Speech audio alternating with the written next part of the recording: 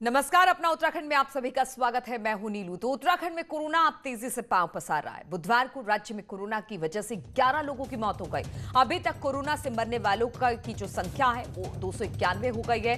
बुधवार को 836 नए पॉजिटिव केसेस आए हैं और ये एक दिन में अब तक का सबसे ज्यादा केस है।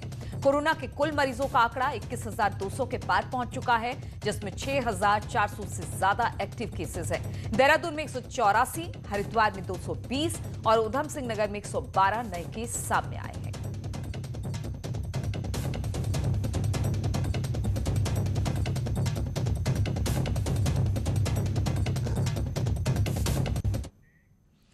वहीं कोरोना के चलते सचिवालय में एंट्री पर बैन लगा दिया गया है। सचिवालय प्रशासन ने इस बात के आदेश जारी कर दिए हैं। बाहरी लोग और मीडिया के एंट्री पर फिलहाल तो बैन है। सिर्फ शाम को 3 बजे से 5 बजे तक ही मीडिया सेंटर खुलेगा। हालांकि सांसद, विधायक और सचिवालय स्टाफ की सचिवालय में एंट्री हो सकेगी और अब सचिवालय के सभी कर्मचारियों का रैपिड एंटीजन टेस्ट होगा। वहीं मुख्यमंत्री के सेल्फ क्वारंटीन का आज दूसरा दिन है। शुक्रवार को सचिवालय में कैबिनेट की मीटिंग भी होनी है। हालांकि कोरोना की वजह से 2 बार कैबिनेट की बैठक टल चुकी है।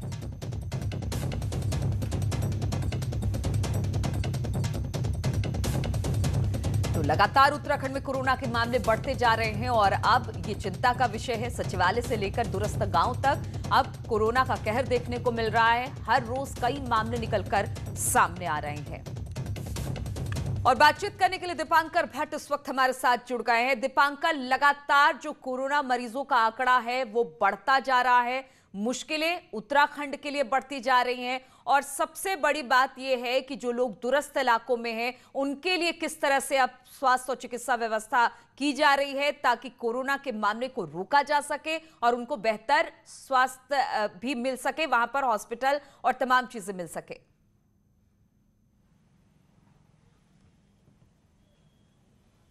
बिल्कुल नीलू, सबसे पहले मैं आपको देहरादून सचिवालय के बाहर गेट की तस्वीरें दिखा दूं। यहाँ क्योंकि सबसे ज्यादा अभी कोरोना केसेस निकल के आए सचिवालय में पीछे कुछ दिनों में और अब यहाँ पर एंट्रीज बंद की गई हैं। सिर्फ सचिवालय के कर्मचारी, विधायक, सांसद और जो अधिकारी है वही यहाँ एंट्री कर पाएंगे।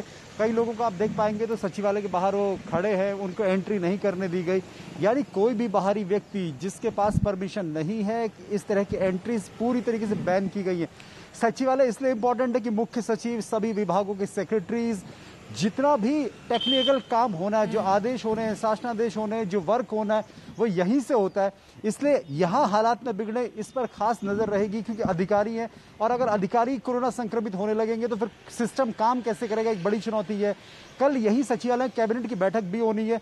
2 बार कैबिनेट की बैठक कोरोना की वजह से कैंसिल हो चुकी है, तो पूरा सैनिटाइज किया जा रहा है सचिवालय के पूरे कैंपस को। कल मुख्यमंत्री भी यहाँ पर आएंगे, तमाम मंत्री यहाँ पर आएंगे, लेकिन फिलहाल अगले आदेश तक किसी भी तरह की एंट्री यहाँ पर बंद की गई है। अब बात जो आपने कही कि कोरोना संक्रमण लगातार फैल रहा है, पहाड़ी इलाकों में भी अब कोरोना तेजी से फैल रहा है, वहाँ किस तरह की स्वास्थ्य व्यवस्थाएं की जाएंगी।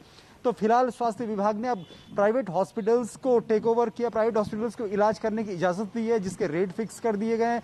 अब वहाँ पर भी इलाज हो सकेगा। देहरादून के डीएम पहले ही कह चुके हैं कि जिनमें माइल्ड सिम्टम्स होंगे उनको होम आइसोलेट किया जाएगा।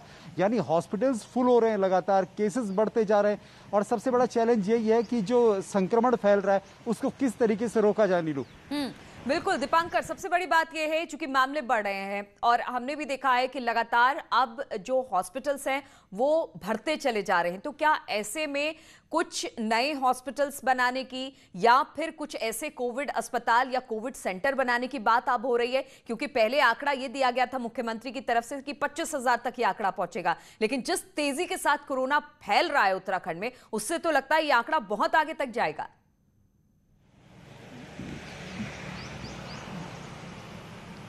बिल्कुल, लगभग जो यहाँ पर अभी डबलिंग रेट है वो 23 दिन का, यानी 23 दिन में केस डबल हो रहे हैं और धीरे धीरे ये डेज कम होते जा रहे हैं, यानी डबलिंग रेट तेजी से बढ़ रहा है। ऐसी स्थिति में अब सबसे बड़ी चुनौती है कि हॉस्पिटल्स को कैसे तैयार किया जाए, ventilators, isolation bed, quarantine centres, इनको तैयार किया जाए। वहीं मुख्य सचिव ने केंद्र सरकार से बात की है कि उन्हें ऑक्सीजन कंसेंट्रेटर यहाँ पर दिए जाए ताकि ऑक्सीजन 1 मिनट में जिसमें 10 लीटर ऑक्सीजन तैयार हो पाएगी। तो ऑक्सीजन की फिलहाल ये बताया जा रहा है कि ऑक्सीजन की कहीं पर कोई कमी नहीं है, वेंटिलेटर्स की फिलहाल कोई कमी नहीं है। हालांकि वेंटिलेटर्स को लेकर भी केंद्र सरकार से बातचीत हुई कि और वेंटिलेटर्स राज्य को दिए जाएं, पर जो आपकी बात है कि एक बड़ा चैलेंज जरूर रहेगा जैसे जैसे केस बढ़ते जाएंगे। हॉस्पिटल्स को किस तरीके से यहाँ पर गेयर अप किया जाए, ये एक बड़ी टेंशन सरकार के लिए भी है और शासन के लिए भी। चलिए, बहुत बहुत शुक्रिया आपका दीपांकर हमारे साथ जुड़ने के लिए। तो लगातार उत्तराखंड में कोरोना के मामले बढ़ते जा रहे हैं, जो चिंता का विषय है। हालांकि तैयारियों पर पूरा जोर दिया जा रहा है, लेकिन देहरादून में सचिवालय से लेकर पहाड़ तक अब कोरोना फैलता जा रहा है और राज्य के प्राइवेट अस्पतालों में कोरोना के इलाज के रेट भी अब तय कर दिए गए हैं। स्वास्थ्य सचिव अमित नेगी ने इसके आदेश जारी कर दिए हैं, जिसमें NABH मान्यता प्राप्त अस्पतालों में रेट तय हो चुके हैं। इलाज का रेट 10,000, 15,000 और 18,000 तय किया गया है, जबकि नॉन NABH अस्पताल का रेट भी तय कर दिया गया है। इन अस्पतालों में 8,000, 13,000 और 15,000 रुपए इलाज के लिए तय किए गए हैं। इलाज के खर्च में PPE किट की कीमत भी तय की गई है।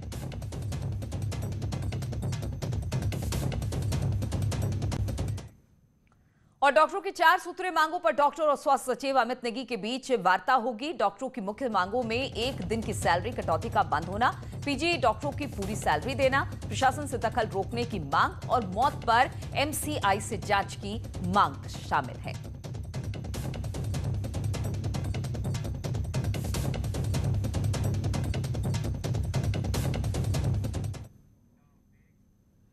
और करीब 2 हफ्ते पहले जसपुर से कांग्रेस विधायक आदेश चौहान का एक वीडियो वायरल हुआ था, जिसमें बिना मरीज वाले इलाके को सील करने पर विधायक ने मेडिकल स्टाफ और डॉक्टर्स को फटकार लगाई थी। लेकिन अब इसी बात को 2 दिन से काली पट्टी बांधकर ड्यूटी कर रहे डॉक्टर्स ने सम्मान का मुद्दा बना लिया। प्रांतीय चिकित्सा स्वास्थ्य सेवा संघ ने मामले में विधानसभा स्पीकर को लेटर लिखा और इस तरह का रवैया गलत है और जसपुर से कांग्रेस विधायक की सदस्यता निरस्त की जाए। हालांकि जसपुर विधायक का कहना है कि उनकी नाराजगी मुख्य चिकित्सा अधिकारी को लेकर है और विधायक ने कहा कि उन्होंने किसी से अभद्रता नहीं की। हम सभी चिकित्सक उत्तराखंड राज्य में कल से काली पट्टियां बांध के काम कर रहे हैं और हम सभी लोग सरकार का विरोध कर रहे हैं लगातार हमारी 5 मांगों को लेकर। उसमें से एक मांग हमारी ये थी कि जो विधानसभा अध्यक्ष महोदय हैं वो विधायक जसपुर आदेश चौहान जी का सदस्यता निरस्त करें, उनके विधायक को निरस्त करें, अयोग्य ठहराया जाए उनको, क्योंकि इस प्रकार की अभद्रता भविष्य में भी किसी चिकित्सक के साथ बर्दाश्त नहीं की जाएगी। मेरा जो है हमारे यहाँ जो CM है वो जो डॉक्टर हैं मुख्य चिकित्सा अधिकारी जी, उनका व्यवहार ही ठीक नहीं है। जब से वो यहाँ आए हैं तब से वो विवादों में। तो मेरा अगर जो है इरादा ये होता तो मैं ऐसी जनता के बीच में क्यों जाता कि जो समझाता कि भाई इनके साथ कोई व्यवहार गलत ना हो जी। लेकिन मुझे मजबूरन होकर ऐसा कहना पड़ा कुछ भी, लेकिन मेरा अभद्रता कुछ नहीं है। मैंने तेज भाषा में जरूर कहा है कि मैं कह रहा हूँ कि डॉक्टर कोई भी निर्णय, मैंने कहा कि आप निर्णय लो तो सोच समझ के लीजिए जी। जब उस गली में कोई पेशेंट नहीं है, उसके पास में कोई पेशेंट नहीं है जी, तो आप उस गली को सील क्यों कर रहे हैं जी। वहाँ के लोगों की शिकायत मुझसे थी जी। फिर जब उन्होंने कहा कि नहीं जी ऐसा कानून है तो मैंने उनको एक उदाहरण दिया। और उत्तरकाशी के पुरोला प्रखंड के सुनाली गांव में बुधवार को भगवती मेले का आयोजन पारंपरिक रीति रिवाजों के साथ संपन्न हुआ और इस दौरान ग्रामीणों द्वारा पारंपरिक वेशभूषा के साथ स्थानीय तांदी और झुमायल नृत्य की झलक भी देखने को मिली। वहीं जिला प्रशासन और पुलिस की कार्यशैली पर एक बार फिर से सवाल उठे हैं। मेले में सैकड़ों लोग इकट्ठा हुए, तस्वीरें हम आपको दिखा रहे हैं, लेकिन इकट्ठा हुए लोगों ने ना किसी ने इसमें मास्क पहना हुआ था, ना ही किसी ने सोशल डिस्टेंसिंग का पालन किया। वहीं मेले में ना तो कोई पुलिसकर्मी था और ना ही कोई स्वास्थ्य कर्मी भी दिखाई दिया।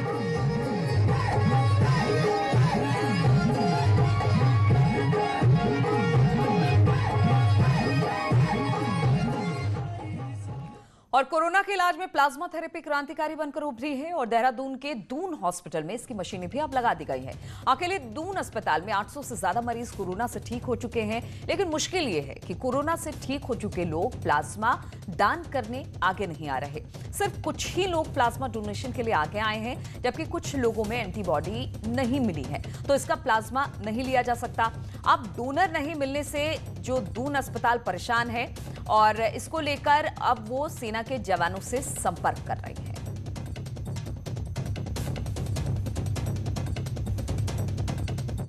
पुनः अपील करते हैं कि जो मरीज ठीक हो चुके हैं, लगभग 800 मरीज जो है जो ठीक हो चुके हैं यहाँ से, और वो लोग जो है यहाँ आ सकते हैं, अपना स्वास्थ्य परीक्षण करा सकते हैं। हमने कुछ नंबर्स दे रखे हैं, वहाँ पर PRO ऑफिस है, ब्लड बैंक है। तो उन डोनर्स को हम लोग उनको प्रेरित कर रहे हैं आगे आने के लिए और मोटिवेट कर रहे हैं कि अपना वो समाज की इस बड़े हेल्प में अपनी पूरी हेल्प करें। और बीजेपी विधायक महेश नेगी पर यौन शोषण का आरोप लगाने वाली युवती के बारे में बड़ा खुलासा हुआ है। महिला की दी गई DNA रिपोर्ट फर्जी साबित हुई है। पुलिस को दी अपनी कंप्लेंट में युवती ने बच्ची के DNA का सैंपल अपने पति से नहीं मेल खाने की बात की थी और इसी बिना पर वो अपने बच्चे का सैंपल महेश नेगी से मिलाने की मांग कर रही है। लेकिन पुलिस की जांच रिपोर्ट में ये बात सामने आई है कि जिस DNA सैंपल का हवाला महिला अपने कंप्लेंट में दे रही है वो दरअसल हुआ ही नहीं है और DNA रिपोर्ट फर्जी है।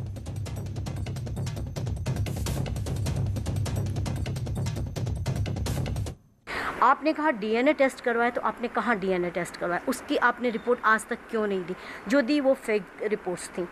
उसी को क्वेश्चन हम लोगों ने किया कि बिना किसी भी न्यायालय के आदेश के उसके खिलाफ आप नहीं जा सकते, आप DNA तो बिल्कुल भी नहीं करवा सकते, अपने आप में ऑफेंस है। दूसरा काम वो ये कर रहे हैं कि आप किसी भी चैनल में जाकर उस बच्चे की आइडेंटिटी को दिखा रहे हैं, बच्चे को गोद में लेकर। ये जब क्वेश्चन खड़ा हो जाता है, जब आप ही लोग कई बार क्वेश्चन करते हैं आपने बच्चे की आइडेंटिटी कैसे सार्वजनिक करी, तो ये अपने आप में। और वहीं इससे पहले महेश नेगी पर यौन उत्पीड़न के आरोप लगाने वाली महिला बुधवार को भी महिला आयोग नहीं पहुंची। वहीं बीजेपी विधायक महेश नेगी महिला आयोग में 2 घंटे तक बैठने के बाद वापस लौट गए। अब महिला आयोग ने इस मामले को गंभीरता से लेते हुए महिला को समन भेजने की तैयारी कर ली है। बीजेपी विधायक महेश नेगी का कहना है कि दूसरी बार की पेशी में महिला नहीं पहुंची, जिसकी वजह से सारा मामला समझ सकते हैं आप। वहीं आयोग के अध्यक्ष विजय बर्थवाल कहती हैं कि इस पूरे मामले में अब महिला से आखिरी बार पूछा जाएगा कि वो मामले का आयोग से हल चाहती हैं या फिर नहीं, वरना इस पूरे मामले को महिला आयोग बंद कर देगा। दस्युं फोन जो है आयोग से उसको गए हुए हैं और आए वो तो वो कभी कहती है 5 मिनट बाद, कभी 5 मिनट बाद, 2.5 घंटा हो गया अभी तक तो आई नहीं। तो इसी से स्पष्ट होता है कि क्या है उनकी मंशा है क्या नहीं है। जांच का विषय है, वैसे भी पता चल जाएगा जैसे भी। जबकि शिकायत उसी ने की है और उसको या तो आयोग से वो नहीं करना चाहती है, अपना फैसला नहीं सुनना चाहती या अपने केस को नहीं सुलझाना चाहती है, और आज भी वो नहीं आई ये कहकर कि मैं कोर्ट में हूँ। अब हम समन जारी करेंगे उनको और पुलिस के माध्यम से समन भेजेंगे। और कानपुर से बीजेपी विधायक कुंवर प्रणब सिंह चैंपियन के बीजेपी में शामिल होने के बाद से हरिद्वार में राजनीति अब गर्मा गई है। वहीं उनके समर्थक अब उन्हें गुज्जरों के बड़े नेता के तौर पर देख रही है।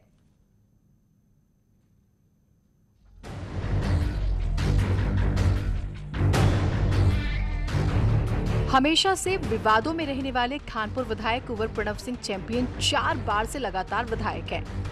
उनकी पत्नी भी 3 बार से जिला पंचायत सदस्य हैं। इसी वजह से हरिद्वार की राजनीति में उनका अपना वर्चस्व है। बीजेपी में दोबारा शामिल होने के बाद से एक बार फिर से हलचल शुरू हो गई है, क्योंकि गुर्जर समाज उन्हें अपना सबसे बड़ा नेता मानता रहा है। हालांकि कांग्रेस का कहना है कि वो सिर्फ कानपुर के ही नेता हैं और जातिगत राजनीति नहीं करनी है। इसमें गुर्जर नेता वाली बात तो है नहीं। अगर चैंपियन साहब गुर्जरों के नेता होते तो अपने आसपास के जो क्षेत्र हैं उसमें जिला पंचायत में, विधानसभा में उम्मीदवारों को जितवाते या उन्हें वोट डलवाते। चैंपियन साहब कानपुर के नेता हैं, ये मैं मानता हूँ। मैं जातिगत राजनीति का पक्षधर नहीं हूँ, मैं तो सर्व समाज का पक्षधर हूँ। वहीं चैंपियन को गुर्जर नेता के रूप में कई समर्थक स्थापित करना चाहते हैं, जबकि गुर्जरों का ही एक पक्ष उन्हें अपना नेता मानने से इनकार कर रहा है। लेकिन कुंवर प्रणब राजा हैं गुज्जर बिरादरी के, गुज्जर सेना के, ये संभव नहीं है। उन्होंने तो भी यही तय नहीं किया कि गुज्जर बिरादरी के हैं, दूसरी बिरादरी के। 9 प्रदेशों में गुज्जर, 9 प्रदेशों में हम गुज्जर पाए जाते हैं और 13 करोड़ गुज्जर हम राजा प्रणब सिंह चैंपियन को अपना नेता, अपना राजा मानते हैं। हरिद्वार की राजनीति में एक बार फिर से चैंपियन की एंट्री हो चुकी है।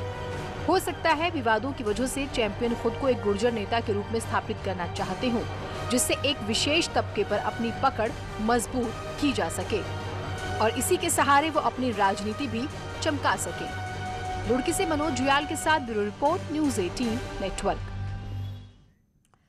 और टिहरी में एक बार फिर से पानी के बिल का मुद्दा गरमाने लगा है। जल संस्थान द्वारा नई टिहरी शहर में बिल दिए जाने से टिहरी विस्थापितों में आक्रोश है, जिसको लेकर टिहरी विस्थापितों ने उग्र आंदोलन की चेतावनी दी है। टिहरी विस्थापितों का कहना है कि जल संस्थान द्वारा हनुमंतराव कमेटी की सिफारिशों का पालन नहीं किया जा रहा और टिहरी विस्थापितों को पानी के बिल थमाए जा रहे हैं। वहीं जल संस्थान के अधिकारियों का कहना है कि उन्हें अभी तक बिल माफ किए जाने को लेकर कोई आदेश शासन स्तर से नहीं मिले। हालांकि टिहरी विस्थापितों को अपना प्रमाण पत्र जल संस्थान में बिल के साथ जमा कराने के लिए कहा गया है।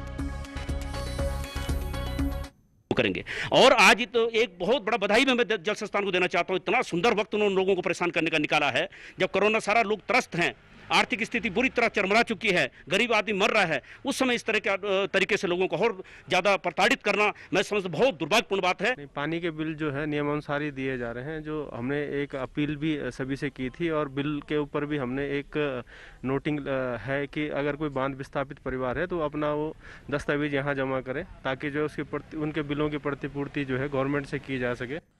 ब्रेक के बाद अब नैनीताल की बात करते हैं। तो नैनीताल में पर्यटकों के साथ कभी भी बड़ा हादसा हो सकता है। पिछले कई दिनों से नैनीताल के बैंड स्टैंड के पास जमीन लगातार धंस रही है। हालात ये है कि बैंड स्टैंड की दीवारें जमीन छोड़ने लगी है, तो उसके दोनों तरफ भी जमीन का झुकाव झील की तरफ हो रहा है। जिस तरह ये तेजी से दरारें बढ़ रही हैं, उससे कभी भी इस पूरे इलाके का बड़ा हिस्सा झील में समा सकता है। ये देखिए, अभी यहाँ पे जैसे ये कोरोना काल के बाद यहाँ पे फिर से सीजन स्टार्ट होता है, तो यहाँ पे हमेशा भीड़ बहुत ज़्यादा रहती है। और कभी भगवान ऐसा ना करे कि यहाँ पे बहुत ज़्यादा भीड़ और हिस्सा धस जाए और कोई कैजुअलिटी हो जाए, तो उससे पहले प्रशासन को, नगरपालिका को इसका संज्ञान लेके इस पर तुरंत कोई ठोस कार्य करना चाहिए। एक्स्ट्रा लोड उस पर डालने का कोई ऐसा प्रयास नहीं किया जा रहा है। जहाँ तक धस रहा है, कुछ जगह पर दीवारें टूटी है। पिछली बार भी मैं इरीगेशन वालों को लेके आया था, उन्होंने एक आध जगह पे जहाँ पे जो मरम्मत के कार्य हुए, लेकिन एक आध जगह पे फिलहाल टेम्पररी रोका गया है, क्योंकि जब तक ये वाटर लेवल नीचे नहीं जाएगा तो अभी नीचे से इसका ट्रीटमेंट होगा ना। तो वो भी स्टडी कर रहे हैं और जैसे ही माना रिसीट होती है, वाटर लेवल थोड़ा कम होता है, तो उपयुक्त समय पर इसका ट्रीटमेंट नीचे से किया जाएगा। नैनीताल के बैंड स्टैंड पर एक बड़ा खतरा संकेत कर रहा है। ये देख सकते हैं कि ये ऐतिहासिक बैंड स्टैंड है और राम सिंह का यहाँ पर बैंड बजता था, लेकिन पिछले कुछ सालों से लगातार जो धंसाव की स्थिति है वो यहाँ पर बन रही है। ये देख सकते हैं कि अभी कुछ दिनों पहले टाइल लगी थी और ये पूरी तरीके से चटक गई है, क्योंकि जो दबाव है वो लगातार बन रहा है और झील की तरफ ये झुकाव इसका बहुत ज़्यादा हो रहा है। जिस तरह से इस तरफ भी देख सकते हैं कि जो पार्क बन रहा है, इसमें भारी निर्माण किया गया है। ये भी माना जा रहा है कि इस कारण से भी जो धंसाव है उसकी स्थिति बन रही है। हालांकि जो भूगर्भ वैज्ञानिक हैं वो लगातार इस बात को कह चुके हैं कि जो ये पूरा इलाका है ये काफ़ी संवेदनशील है।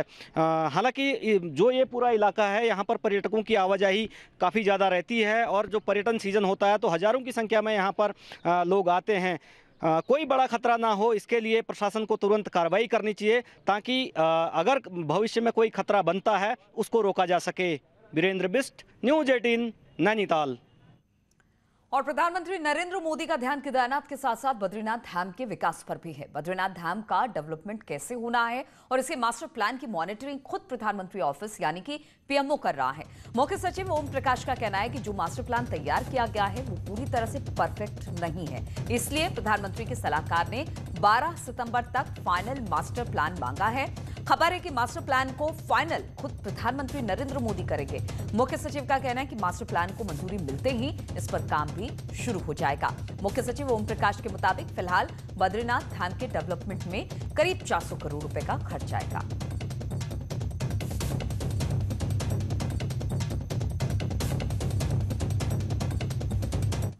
चर्चा हुई थी माननीय प्रधानमंत्री जी के सलाहकार महोदय से और उन्होंने उसमें कुछ परिवर्तन करने को कहा है।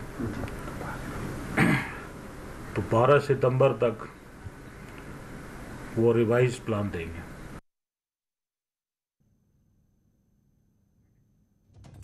तो बद्रीनाथ धाम में खर्च करीब 400 करोड़ होगा और जिस तरह से केदारनाथ को लेकर प्रधानमंत्री काफी ज्यादा उसकी किस तरह से उसका डेवलपमेंट होना है प्रधानमंत्री की निगरानी में और पीएमओ की निगरानी में हो रहा है, उस तरह से अब बद्रीनाथ की भी निगरानी पीएमओ की तरफ से की जा रही है।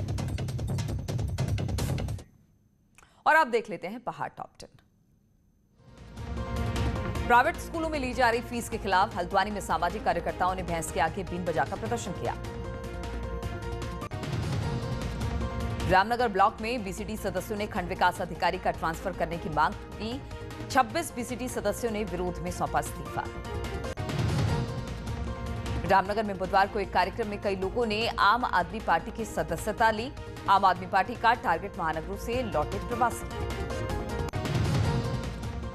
रामनगर से हरिद्वार और मुरादाबाद की 2 पैसेंजर ट्रेनें रद्द किए जाने से नाराज राज्य आंदोलनकारियों ने रेलवे परिसर में धरना दिया। चमोली जेल में फरार 2 बंदियों में से एक को जंगल से गिरफ्तार कर लिया गया, दूसरे की तलाश जारी। हरिद्वार में नाबालिग बच्ची से रेप के आरोपी को गिरफ्तार कर लिया गया, आरोपी को जेल भेज दिया गया है। कोरोना के चलते टिहरी के बौराड़ी मार्केट को व्यापार मंडल ने 2 दिन के लिए बंद कर दिया। कोरोना के बढ़ते मामलों को देखते हुए पिथौरागढ़ के धारचूला में लोगों ने खुद ही लॉकडाउन लगा दिया है। हफ्ते भर तक सभी दुकानें बंद रहेंगी। खटीमा में सुरई वन रेंज में वन विभाग की टीम के साथ धक्का मुक्की हुई। इस दौरान अवैध लकड़ी के साथ ट्रैक्टर ट्रॉली को पकड़ा गया। चमोली के पुलिस चौकी घाट इलाके में 2 साल पहले नाबालिग के साथ रेप के मामले में कोर्ट ने आरोपी को दोषी पाते हुए 10 साल की सजा सुनाई है। तो उत्तराखंड की खबरों में फिलहाल इतना ही। रुकेंगे छोटे से ब्रेक के लिए, लेकिन ब्रेक के बाद भी लगातार खबरों का सिलसिला जारी रहेगा।